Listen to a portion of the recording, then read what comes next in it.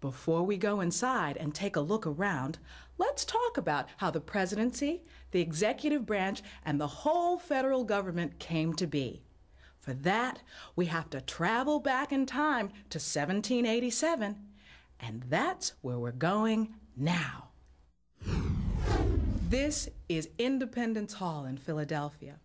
It's called that because this is where, in 1776, the leaders of the 13 colonies declared their independence from Great Britain and King George III. It is also the place where the leaders of the 13 states came in 1787 to write a constitution for the new country. What's a constitution? A constitution is a framework or an outline for a government. The people who came here in 1787 didn't actually plan to write a new constitution. They only wanted to revise the one that was already in place. It was called the Articles of Confederation. A confederation is a very loose association of strong, independent parts. Under the Articles of Confederation, the states, the parts, had most of the power.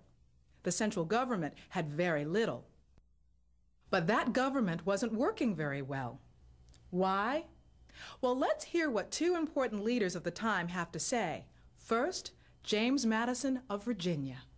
This government cannot succeed because the Articles of Confederation lack the great principles of a political system. It's merely a treaty of friendship between the various states.